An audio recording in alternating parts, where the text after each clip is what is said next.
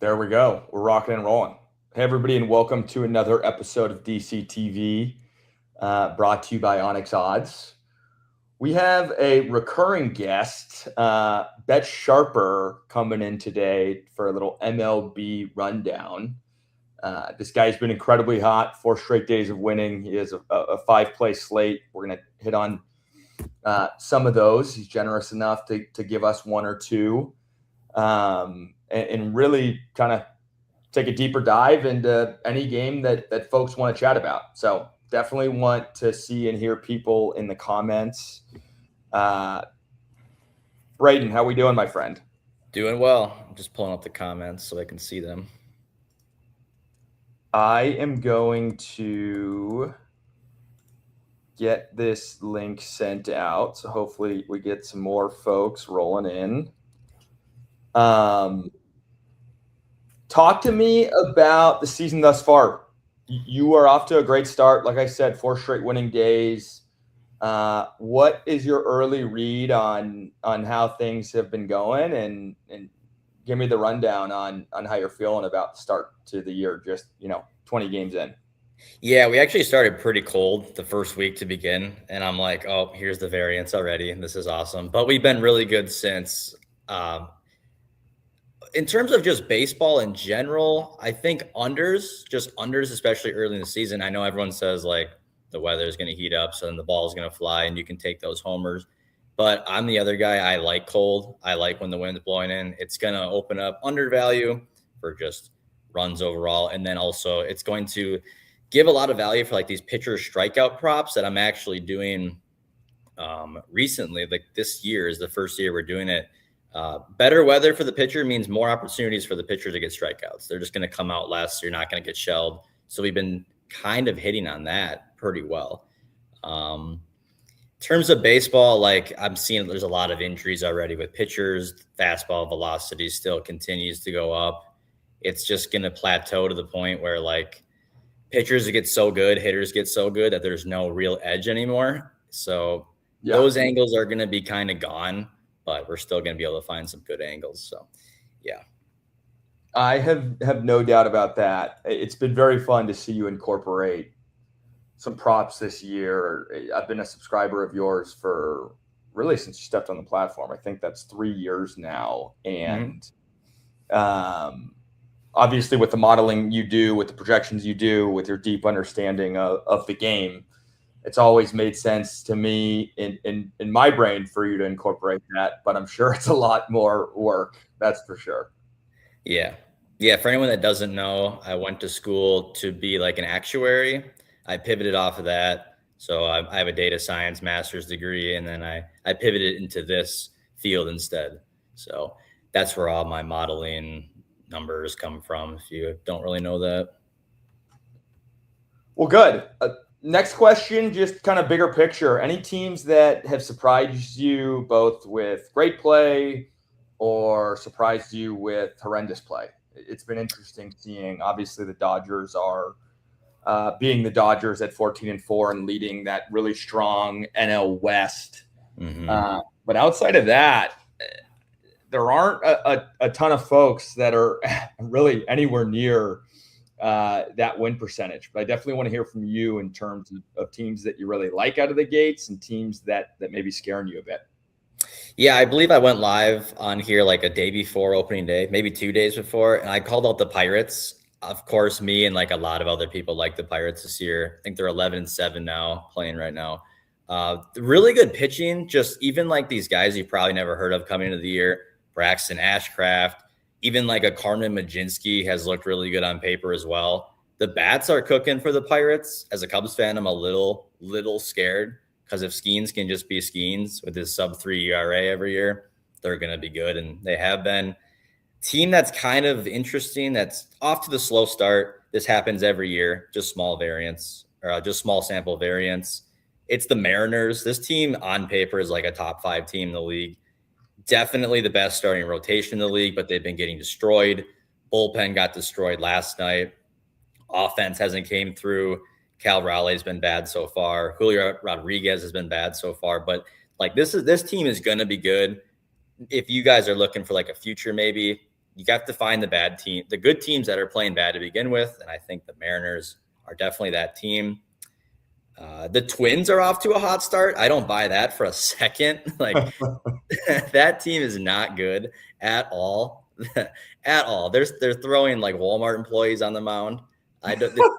It's working, but like it's not going to continue to work. That offense is as well. Like their best hitter is Buxton, and then maybe like Luke Keeschel.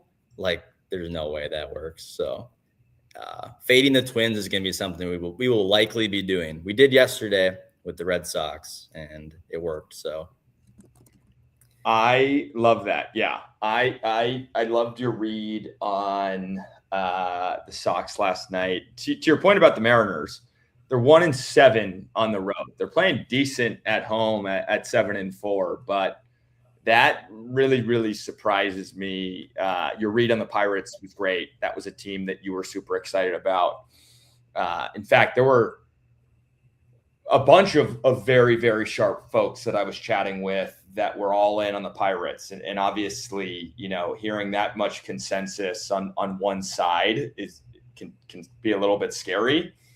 But it's been fun to see the way they have come out of the gates, and we'll see if they can keep it up. Yeah, it's the defense for me that kind of I'm trying to hold back on them a little bit. If they had a good defense, I'd be really scared. But like O'Neal Cruz out in center field on opening day was an absolute disaster. He's been a disaster. He will be. Brandon Lau, good hitter, but can't field. We'll see what like Connor Griffin can do. That's kind of like the X factor. Is he going to be a 4-WAR guy out of the gate, or is he going to be sent back to the minors? Don't really know. So, yeah, the Griffin signing was obviously interesting. I think he got like 8 years, 120 or 140 maybe. That stud for Detroit, McGonagall, just signed a longer-term deal. It's interesting seeing. I don't remember a year where there were this many signings from young, unproven players at the big league level. So that's been fascinating. It's something to keep our eye on. Even PCA, you got your Cubs gear on. Yeah. Hard to call him unproven after a 30 year last year, but still off to a wacky start. Very wacky. I think it's the CBA for next year that's creating these long-term extensions, because what I was reading is they want these MLB teams want these contracts to get grandfathered into the next system. Not exactly sure what that means, but apparently getting these guys under contract extension is going to be good for them. So we'll see. Awesome. Well, hey, let's dive into your card. You have one game that is already kicked off, so we don't have to go too deep on that, but that was your a player prop that you gave out, the sole player prop. It was Foster Griffin over 4.5 punchies at plus 104. What made you like that? And just so folks can kind of get a quick view into your brain on how you're going about this on the props front. Yeah, so a couple things. Foster Griffin is coming over from overseas, so people probably don't really know too much about him. He did pitch really well over there, kind of rejuvenate his career a little bit, like a lot of players have before. A lot of it has to do with the Pirates against lefties. O'Neal Cruz and Brandon Lau, very, very high strikeout rates against lefties. And the game is going on right now. They have both already struck out against Foster Griffin. Made a lot of sense. Also, Foster has thrown 95 pitches twice already this year. So you have the volume. You don't have to get too concerned about, is he getting hit around a little bit? Are they going to go to the bullpen? The Nationals have 7 games this week. Their bullpen has been taxed. They need innings out of him. And just in terms of like 4.5 at plus 104, I had it about 5.4. So we were going to take the over there for sure. He needs one more here to cash that. So good matchup. They need innings out of him. He's shown that he can go deep in the game, and the number was just too low. Yeah, that's a great read, and I'm glad you give folks the opportunity to get a peek behind the curtain in terms of how you're looking at these things. Yes, you are running models and building out these projections, but there's a lot more that goes into it. Understanding the schedule, understanding the tax on the bullpen thus far this week. So very excited for more of these. You've been absolutely crushing them thus far in the year. So let's move down the slate a bit. You had a read on a game that kicks off at 2:10 p.m. Eastern. You gave out the Royals money line. Talk to me about what jumped out at you on that front and why you like that spot for Kansas. Yeah, so the Royals are looking to avoid the sweep today. Typically, just traditionally, these teams that are looking to avoid the sweep are close to profitable, just blindly taking them. So they're getting a little underrated. A lot of the public likes to smash the teams that have already won back-to-back games. Well, they've won 2. They're going to win 3. Well, that's not really how it works. And then it looks at Chris Bubich. I really like him. He has a very similar repertoire, very similar arm angles and all this other stuff as Shota Imanaga for the Cubs, and he's been off to a really good start too. It's the low release, high ride fastball. It's not fast, but it gets a ton of swing and miss, so it projects high for strikeouts. So I'm probably higher on Bubich than the market is. And then on the other side, Cater Montero does not. I mean, he's not good. He's just, his strikeout rate's bad. The swinging strike rate is bad. Lots of hard contact last year. Cannot miss barrels. The Tigers' offense is pretty scary. Royals' offense does project pretty well, though, as well. Almost as good as the Tigers. So I believe I had it at like minus 145 for the Royals, and we grabbed it at about minus 120. So it's just the fade the sweep, take the better pitcher. Kind of a classic betting spot here. I love it. Bubich, former teammate of mine on the farm. It's been great to see him healthy. I mean, he got TJ either last year or 2 years ago. I think last year was his first full year back post-surgery. But stud, can get a lot of swing and miss. With that changeup, can throw it to both sides. So that is awesome. I want to move to the Angels-Yankees game. It's not something that you gave out, but I'm curious to hear your take on this. How are you approaching games in which there are a favorite as high as minus 300 on the money line? Obviously, we know in this long season, 162 games, every day feels like a relative crapshoot. When you have Max Fried on the mound, that changes things a bit. But we've seen the Yankees and Angels play tough the entire series thus far.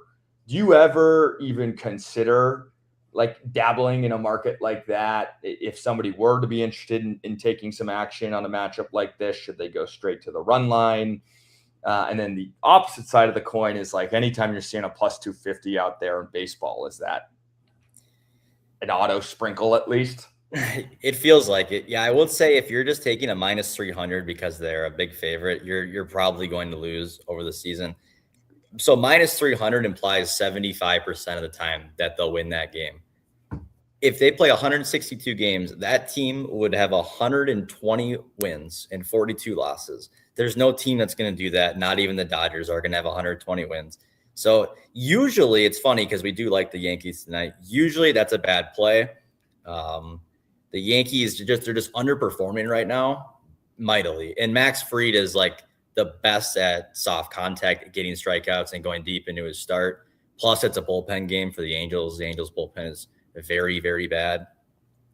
I would say, do you see a plus 250 and sprinkle it? You would be better off just blindly to take the plus 250 than the minus 300 all baseball season. I'm not saying you're going to win, but I would be damned if you made more taking the favorite than the underdog. So, yeah, that's fantastic advice. I mean, last year the Rockies were historically bad, and it was not uncommon to see them as plus 300 dogs. And for me, those were essentially auto bets, just knowing how wacky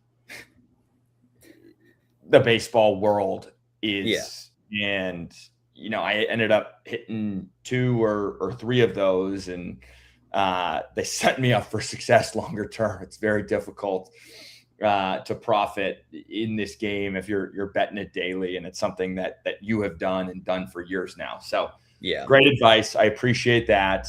And I didn't answer, but do you take the money line or do you take the run line? Well, I put 1 unit on every single play. So if I'm going to put a unit at a -300 to return a quarter of a unit, I just don't really see that as being worth it.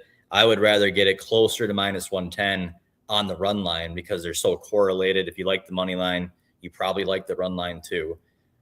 Especially in a game that is supposed to be high scoring. The over-under is 10. So the run line for the favorite is actually going to provide you more value than just their money line, generally speaking, because now the runs are less valuable because there's going to be so many of them. So getting to win by 2 or more is going to typically have value. So yeah, I love it. Let's move. I want to move on to the Rays White Sox game. I don't know if it's something that you have any action on. In fact, I can confirm that you don't. Another series that has been a bit wacky. We had some crazy finishes last night. That one was not necessarily one of them, but anything jumping off the board at you in this Rays White Sox game? Not really. They're going to be using an opener. Jordan Leisure is going to be pitching in the first inning, and then it'll be Anthony Kay, who I kind of like. Kay, he's similar to Griffin, coming over from overseas. He's been really good in terms of just like projected strikeout rate and stuff. Plus, Steven Matz does not project well at all. However, the Rays are masterminds when it comes to getting the best out of starting pitching. So it's kind of hard for me just to trust the previous Steven Matz with the Cardinals and Red Sox because it's like, well, he's probably not the same guy anymore. I lean under at 8.5 and under in the White Sox, but like I really like when teams use the opener. It makes a lot of sense statistically speaking. Some starting pitchers don't like that idea because they want to be traditional and start the game. But we've seen the opener work already this year multiple times. Yeah. Nerfies are not a market that you actively play, at least from the plays that you send to subscribers. Is that something that with this opener strategy could potentially become interesting to you? Just obviously they're bringing in a specialist who matches up well against the first 3 hitters, the heart of the order of the opposing team. I've never really thought through that angle, but I'm curious to hear your thoughts and if you've ever run some numbers on that. I have not personally ran the numbers on like first inning stuff like that, but just thinking about it, the reason the White Sox are doing that is to limit the runs. They don't want to face, you don't want to be using a lefty against Junior Caminero if you don't have to. So you're going to be using Jordan Leisure. Now, especially with Nerfies, all it takes is 1 home run and it's over. So using Leisure instead of K is big time. In the Nerfie, you're probably, maybe 7 or 8 total batters. So if you can completely eliminate one of those batters, that's a huge edge in those Nerfies. It's not something I bet, but if I were to, probably Nerfie that White Sox game, yeah. Before we move on to some of the action that you have for later in the day, something that you have been modeling in doing so successfully are home run props. Obviously, anybody that's on Twitter and spends more than 5 minutes scrolling up and down their feed, you are going to get exposure to these home run markets. It's people enjoy parlaying 3 or 4 of them and trying to turn $5 into 500 more than they enjoy going to the corner store and buying the scratch offs that they may have previously bought. So it's something that's taking over the betting space. You have taken a very, very mathematical approach to cornering this market, and you've gone back and forth about potentially rolling out a product that specifically focuses on these home run markets. So if you don't mind, just expand a little bit about what has you intrigued about this market and how you're attacking it. Yeah, so a lot of people like to just look at home run percentage, and that is just not really predictive at all. we would actually prefer barrel rate, which you can find on StatCast. I believe it's something like 90% of barrels are home runs, but 10% of home runs are barrels or something like that. It's something weird like that where the predicted power is very low. So really, it's not too difficult if you can just use barrel rate per hitter. Obviously, use platoon splits as well. Barrel rate for the opposing pitcher, projected strikeout percentage as well. Obviously, you can't hit a home run if you're striking out, but anything in play is always going to be possible for that. And then there's a simulation that I have. It basically spits back the probability that a player goes yard that day, and then we compare it to the books, and we take that. So traditionally, too, you can get a lot of value on leadoff hitters because they are guaranteed to get more at-bats on average than somebody who's batting seventh or eighth. So maybe they don't go yard until the ninth inning, but then they finally come up with 2 outs in the ninth. The number 2 hitter won't. But the number 1 hitter does. So I've seen a lot of value on like these low key like leadoff hitters like Nico Horner. Even though he's going to only hit like 10 a year, he's like plus 1,500 every day to do it. So I've seen his name come up a couple times. So yeah, it's pretty simple. But I'm looking to roll out this product. I know there's a lot of interest in it. So that's a great approach. That's such an obvious one that I have not thought about. Obviously, the fact that Nico is on average going to get however many more at bats per year just as a result of being placed at the top of that lineup. Yeah. Speaking of Nico, wow, what a great start to this year. Holy smokes. Yeah, he's already got 2 homers. I know. I saw he went deep last night. I don't know what his final tally was last year, but I'm certain that he's on pace to surpass it based on. I think it was 10. I think I looked. Awesome. Yeah, everybody be on the lookout for that. Once again, if there are any live listeners with questions, feel free to drop them in the chat. Bet Sharper does these streams daily. He answers questions for like 2.5 hours straight. So he's used to it at this point. Bet Sharper, let's move on to some of the later action in the day. I'm curious about my Orioles. They have Shane Baz on the bump versus the Cleveland Guardians. This is a game that you have some thoughts on, so I would love to hear them. Yeah, this is pretty much all Parker Messick. If you're going to be betting an entire baseball season, you're going to find yourself betting the same pitcher kind of over and over and over, because if you think he has value, well, then you're going to do it every 5th day. It's Parker Messick. It's not because he's 2-0 with a 0.51 ERA. It's because the minuscule walk rate, the stuff plus over on Fangraphs has been really good for him as well. The Guardians offense always going to be very hit or miss. They don't hit the ball very hard, other than Jose Ramirez, maybe like Chase DeLauder. Orioles kind of banged up. Guards coming off of a losing series back at home here. It's just also the price. It's minus 125. I think it should be like 160. Guardians have about like a 60-ish% chance to win. So I like the Guardians. The Orioles do really like Shane Baz a lot too. They gave him that pretty big extension. When he was with the Rays, I was kind of excited. He had injuries. The Rays couldn't really figure him out, couldn't really fix him. I can't trust the Orioles to fix him compared to the Rays. So I don't really see him just all of a sudden being a beast. I like the Guardians here. Yeah. It's funky because the Rays are widely considered one of the best developers of pitching talent in baseball. They obviously take a very Moneyball metrics-driven approach. Yeah.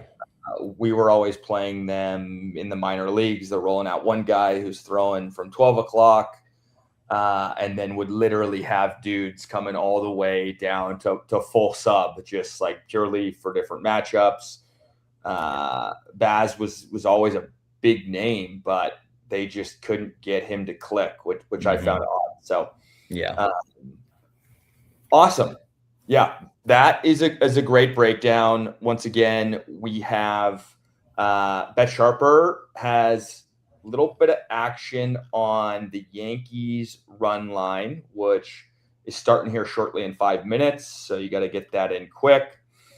Also likes the Kansas City Royals, who are rolling out Chris Bubich on the bump, and then the Cleveland Guardians fading Shane Baz in that Orioles lineup. Yep. We actually just hit our first play with Griffin over strikeouts. Brandon Lau already struck out twice. So Let's go. That was a big reason why we took it. Cruz and Brandon Lau. That's a winner. So, and then later tonight, Mariners Padres. We do have the Mariners, so we can get into that one. Yeah, let's go there. Mariners have been just a dumpster fire. Public is just going to be off of them. And I don't really care where the public goes. That doesn't really mean much to me, but typically speaking, they're going to be on the wrong side long term. Walker Buehler, this guy is 1 foot out the door. I mean, his stuff is so bad. He's throwing low 90s. The breaker isn't that good anymore. The change isn't that good. Lefties project just to smash this guy. Luis Castillo, I'm not a huge fan of. He's not like Gilbert, Wu, or Kirby on that roster, but he's still pretty good. Projects for like a K per inning, about K per inning, and then maybe a walk per 3 innings. That's not that bad. At minus 120, like for the Mariners tonight, they're just a better team. Like they just are. They have the better offense projected on paper as well. Padres are just hot. Fading these hot teams generally is a profitable strategy as well long term. So, and then another thing too is that Castillo has a 7 ERA, Buehler has a 5. That's just even more reason to buy into the regression of the Mariners here. It's a long season. There's going to be a lot of ups and downs, and you have to. When a team is dipping, you want to buy the dip. Typically speaking, especially a team like the Mariners, maybe not a team like the Rockies because they're going to continue to dip, but. The Mariners, yeah. Beautiful. That's a great breakdown. It's so weird what's happened to Buehler. I remember when he was one of the most electric arms in baseball. Obviously has had some injury issues. Yeah. I know that the trend betting approach is not necessarily something that you are doing consistently. I see it a lot on Twitter, folks calling out specific trends. Mm-hmm.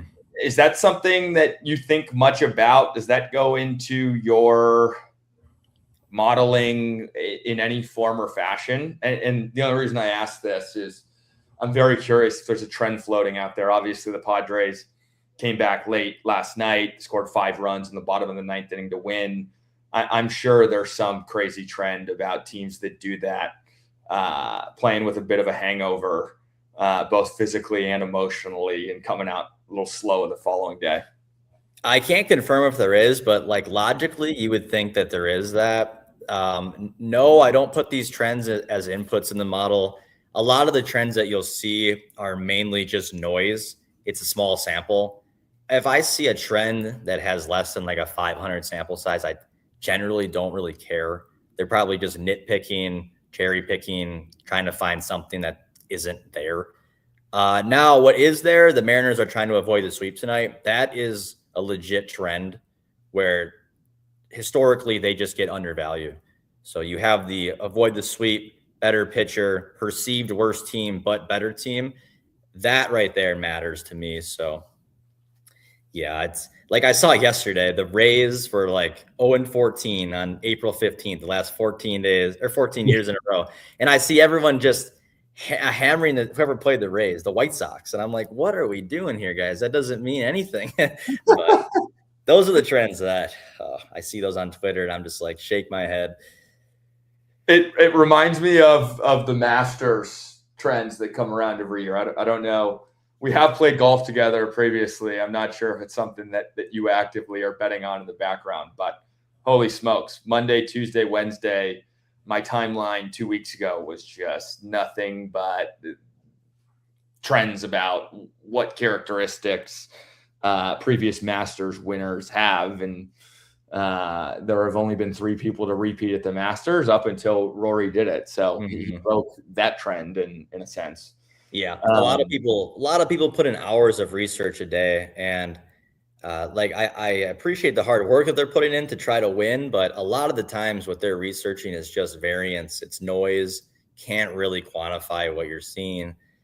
So, just trying to teach people that what you see probably isn't true.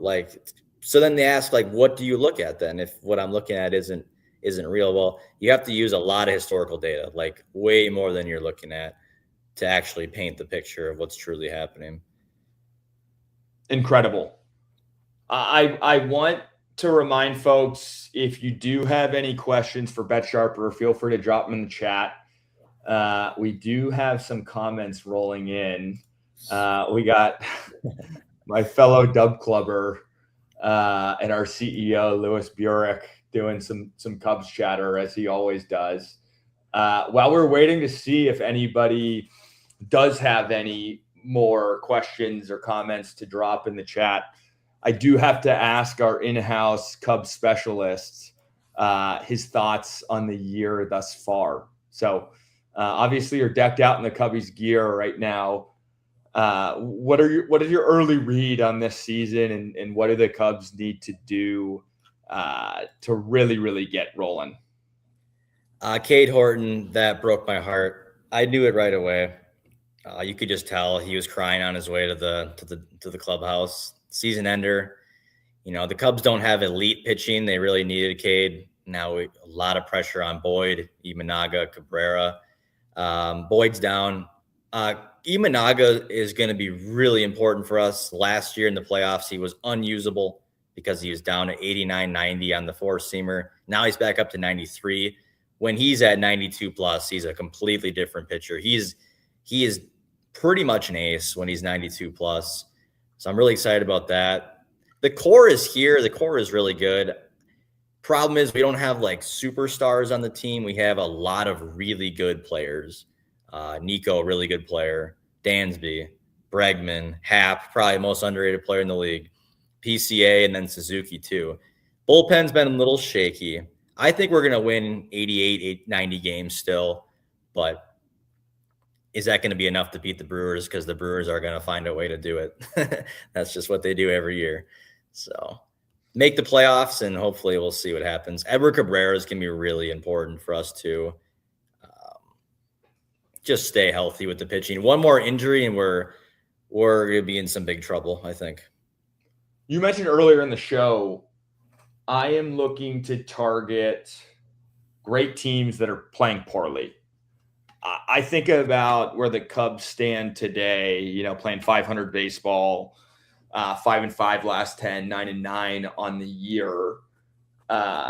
You're not necessarily a future better, but I'm looking at potentially hitting them in the over and wins market. Is that something that you ever consider doing, or is it just too early for something like that? It's almost that time. I would say maybe end of April, maybe middle of May.